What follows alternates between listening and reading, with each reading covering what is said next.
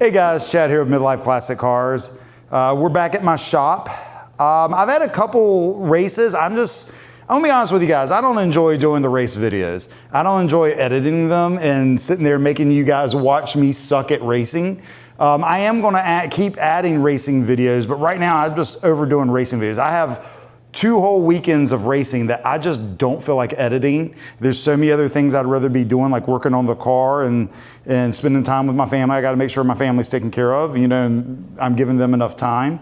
But yeah, so I think instead of us doing a race video, I'm gonna show y'all some highlights, and that might be in a minute here, and then I'm gonna show you guys all the prep and what it takes to get this car ready for another race. Which is not much. I need to get the car in the air. I need to bolt check the car. I need to check the oil and decide if I want to change it. I need to, I want to readjust how some of the cameras are on the car to see if we can give you guys better footage. What else? I want to start looking into shortening the steering shaft because I feel like I'm driving a bus half the time. And it's up here. I want a little bit more reach, but I don't think we're going to get that today. I need to clean the car. I need to check the rear diff fluid. But yeah, I think that's what we're going to do. We're going to put some highlight videos up and yeah, let you watch that. And that will be your videos. I'll put some racing in there. Holy crap, it's hot in here. It's hot in my warehouse. I have to turn the fan off to do the talking for you guys, and oh my God, it's nasty. I'm in Greensboro, North Carolina. It's just humid as can be right now. So I'll get into some race footage in a little bit, but right now let's get into what we need to do on the car and the first project, which is building this dolly that I have to help move this car. I got a dolly with the car when I first bought it, but the wheels were bad on it. They were air wheels and they'd gone bad. And I just never thought to fix it.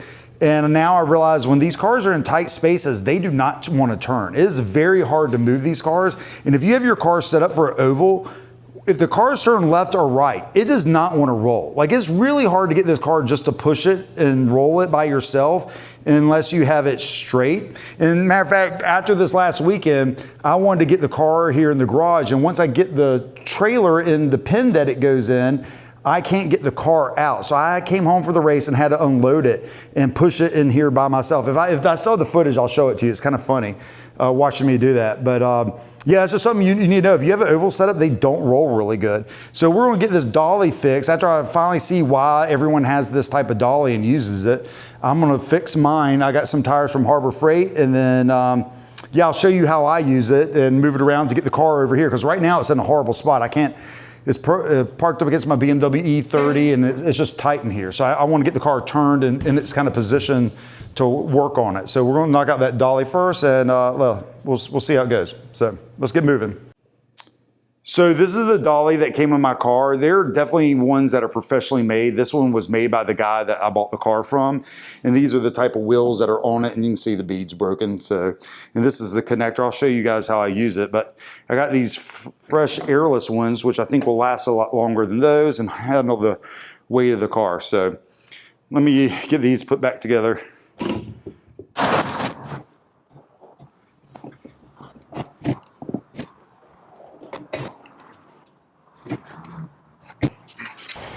All right, guys, I got the dolly set up. I'm an idiot. I thought these were airless. They have tubes in them, so I had to pump them up. But let's give this a try. This is the first time I've tried to lift the car with it. I do think I have some indentions here that might cause me a little bit of issue. But let's see. Let's see what happens first try.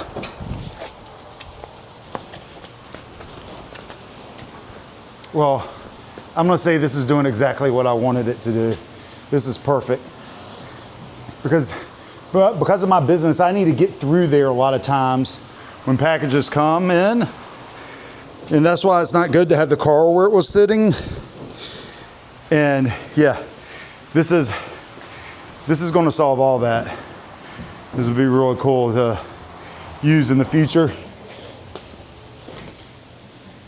I don't know that it's tall enough. I guess it is. If I put some jacks underneath it, if it would hold it in the air. I'm not sure. That's something we're gonna have to find out in the future.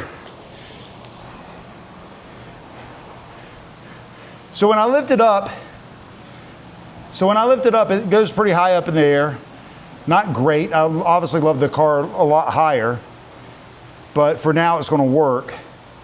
I'm not sure if I can put jack stands under here yet, fit them. I need to try that at some point, but that'll be another day. This did what I need to do. We need to get to cleaning the car. I like to work on a clean car, so the first thing we're gonna do is do a thorough wipe down on this car. I'm gonna try to set that up for a time lapse for you guys to be my first ever time lapse. I can learn how to do time lapse. That's what I'm about to do. So yeah, let's see if I can figure out the time lapse and get to it.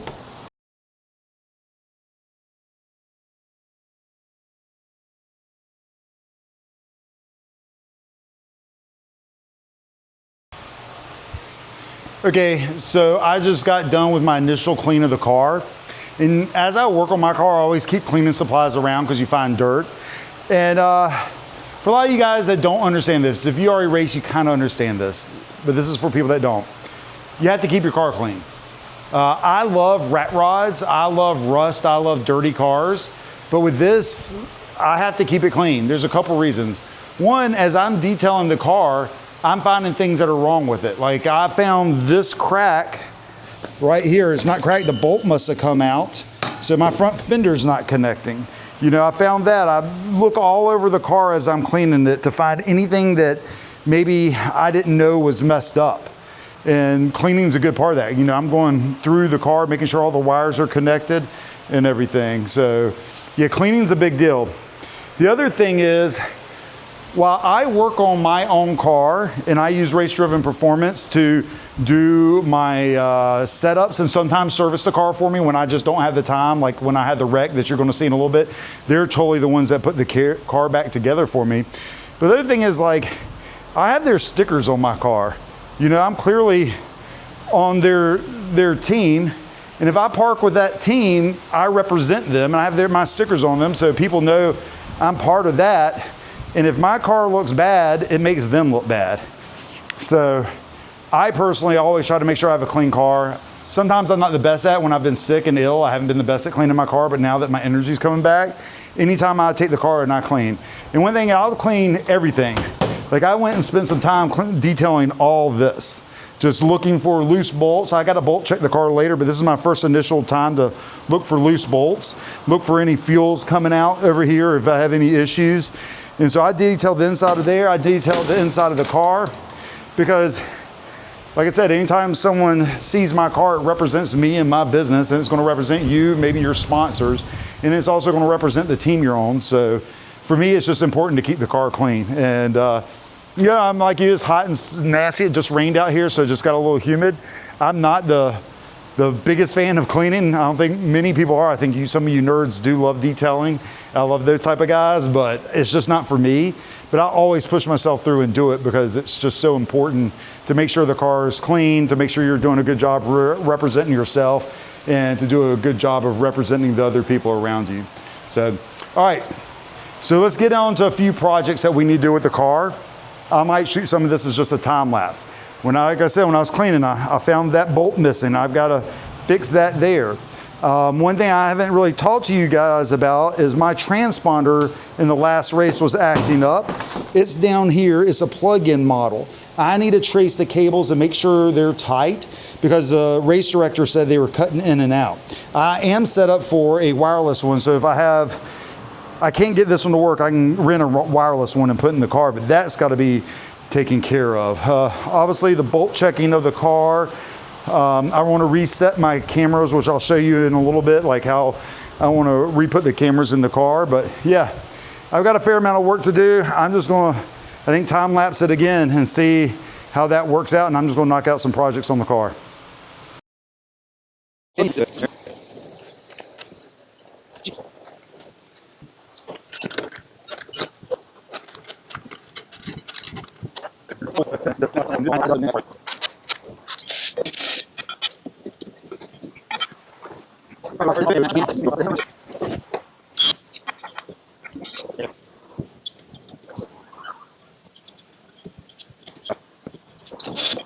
All right, so you can see here how gnawed up that is. I had to hammer this out to make it work, but it works pretty good. It's like I said, this is a used and abused bumper, but it's still gonna do the job. So next, while we're back here, we're gonna look into the transponder here and see what the issue is.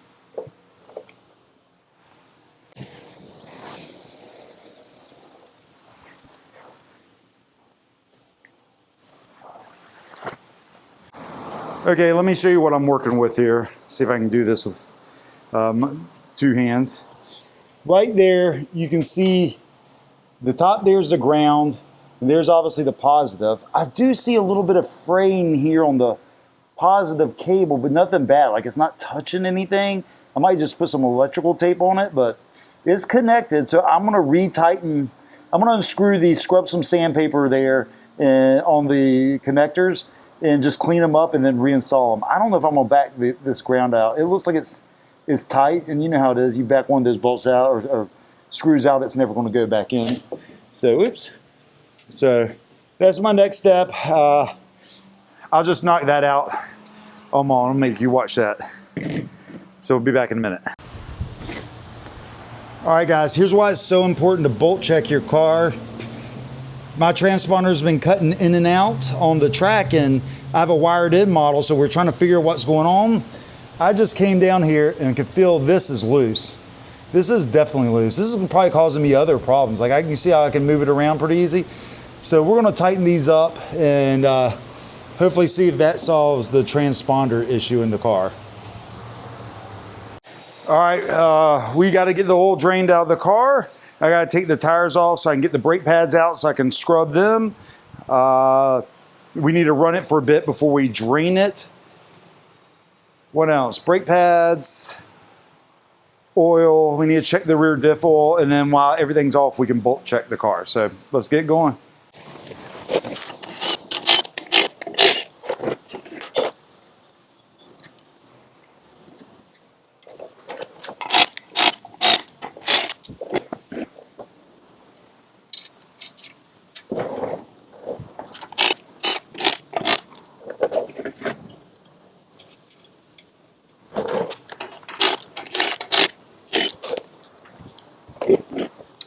All right, we're gonna crank the car to get it warmed up so that we can drain the oil.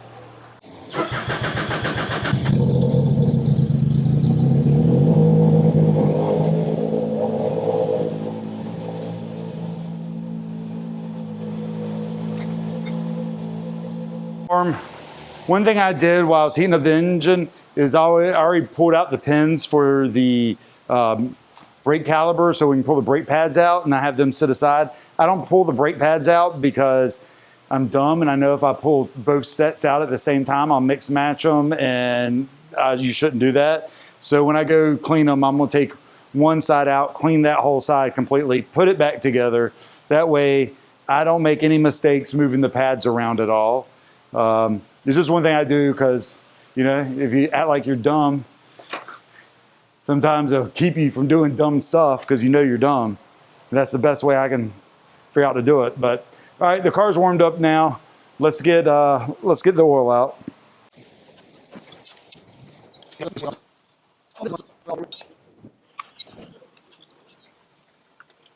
All right, like I said, I'm the type I clean up after myself. I'm not the type to try to work clean.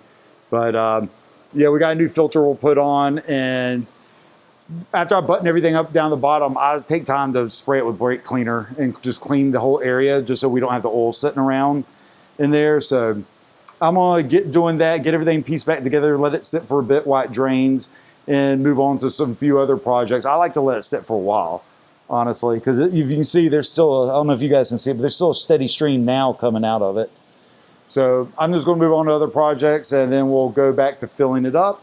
One thing I'll show you, I always put a piece of tape on my door on the top part when I get in the car so I can see there's no oil in car. I'll show you that in just a second because I haven't done it yet. I need to go make it, and then I'll show you what I do. This is what I'm talking about. I just put a piece of yellow tape, no oil in car, and sometimes I put one on my dash. I didn't invent this. I think a lot of car guys do this, but if you're new, I would recommend doing it. The reason I'd recommend doing it is everything costs money. And if you make a screw up, it's just gonna cost you a lot. And these engines are not cheap. So anything I can do to keep myself from messing up the engine, I'll do. Not that my engine's perfect now, but like, if I cranked it and ran it with no oil and forgot because I'm a dumbass, like that just ruins the whole car. So that's why I always do stuff like that. A lot of you guys might be like, oh, I'm never going to forget to put oil. I might. I'll admit I might forget. So, all right, we're going to get to some other projects like doing the brakes where the oil's draining, and let's get to that. All right, guys, I'm cleaning up the brakes right now. This is something that, you know, it's not how I was raised to work on cars. I never would have done this, but you can see these things have a glaze on them, and you need to take the glaze off. And pretty much what everyone has told me is you just go find some smooth concrete and you do figure eights with it. I've never done that in any form of automotive or motorcycle stuff that I've worked on, but I've witnessed tons of racers do it at the track. I've seen them take them off between sessions. So, but what I'm gonna go do is I'll show you the figure eight I do. I'm trying to let you see how glossy this one is, and then we'll compare it to this other one that I have not cleaned yet. This is my high-end brake cleaning pad.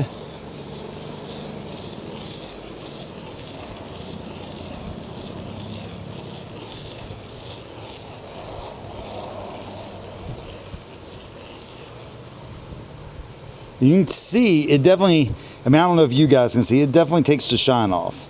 Do it just a tad bit more. I see a few glossy spots. All right, and I'll clean this up before I install it back, but let's see if we can get a quick comparison of that one. And yeah, you can just see, I mean, this one still has a shine. I do have a light going on, but you can see the right one's definitely a little bit shinier and glossed over than this one here. And honestly, if this is something you've been doing your entire life, give me tips. Like, I've never done this before. I've only learned it from another race team, and I've witnessed other people do it. I've just been told you do it figure eight. Like, you just saw how much I did one pad. Should I've done more? Should I've done less? I'm not sure. So anything you guys can tell me to help me decide how to do this better, let me know.